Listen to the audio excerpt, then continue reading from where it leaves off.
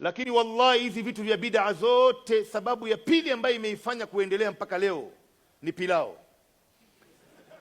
Kitu ambayo imeifanya maulidi kuendelea mpaka leo na mambo mengi za bid'a ni mambo mawili.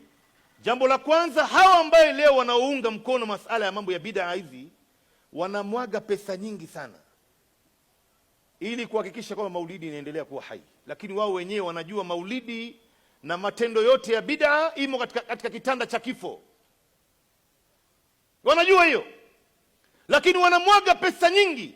Maalimu wa madrasa na wanafunzi wake wanasafirishwa kutoka mji mmoja kwenda mji mwingine ili ionekane kwamba katika ile sehemu inayosoma maulidi watu ni wengi, lakini wenyewe wanajua kwamba si kama ilivyokuwa mwanzo.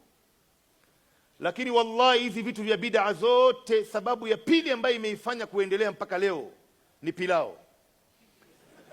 Waondoe pilao, waone kama kuna mtu atahudhuria hapo. Ndugu zangu, wengi wa watu wanakwenda kula tu pale. Waandae maulidi ya keki na kahawa chungu, nani ambaye atakwenda pale ndugu zangu? Au ugali kwa mboga chungu, nani ambaye atahudhuria pale?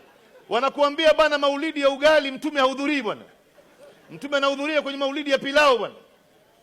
Leo tumekuwa ni watu wa kula kula, tumeweka mambo ya kula kula mbele tu. Waondoe hizi vitu. Ukiangalia hizi mambo ya bid'a zote ndugu zangu, ni mambo ya kula ndio iko hapo. Ukiangalia maulidi ni kula, mambo ya khitma kula, 40 kula, mambo ya burda kula, talqini kuna kula, kila kitu ni kula. Sasa sisi tumekuwa ni watu wa kula kula ndugu zangu. Wewe leo ukishazoea kula kula, mwisho wake wacha wewe kuwauza mandugu zako, utakuja hata kuiuza dini yako.